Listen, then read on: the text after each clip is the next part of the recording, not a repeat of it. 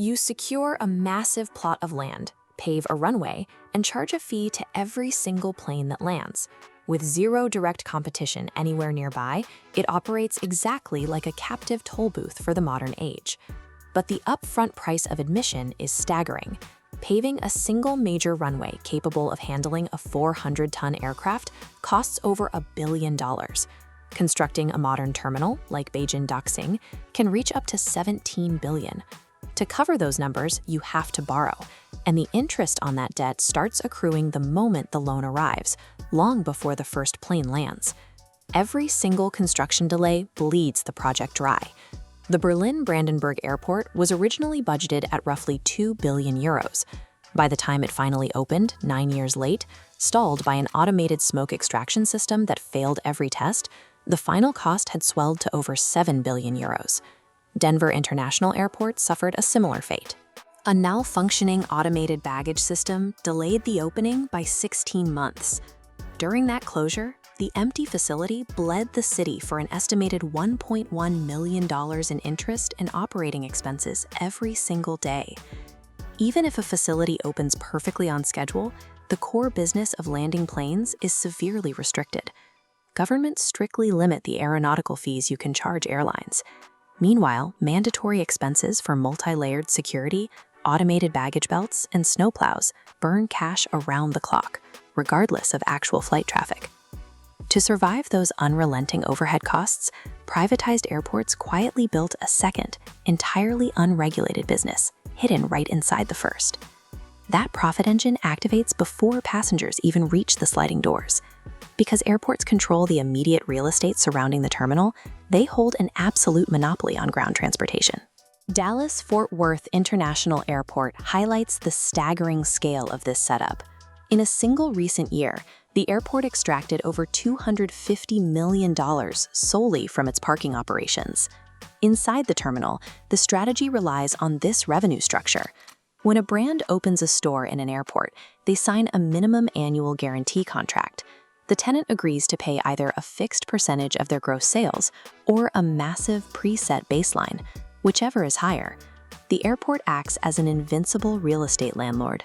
A slow year for a perfume shop still guarantees the airport its minimum payment, while a record sales year means they take a cut of every single transaction. They shift all economic risk onto the retail tenants, while perfectly capping their own downside. To push those transactions as high as possible, the physical layout of the terminal is engineered to manipulate passenger psychology.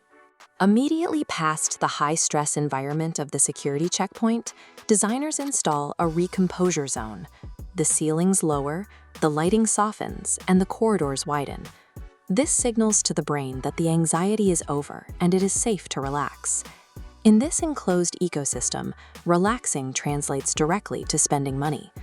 Terminals use forced walk-through layouts, routing you through duty-free to increase sales up to 60%. Because right-handed passengers pulling luggage naturally drift right, architects curve walkways left, locking your line of sight onto high-margin merchandise. The terminal operates as a highly weaponized, psychologically optimized shopping mall that happens to have airplanes attached to the back. This retail machine completely disintegrates without one critical element: massive, unrelenting passenger volume. When demand projections are wrong, you end up with ghost infrastructure.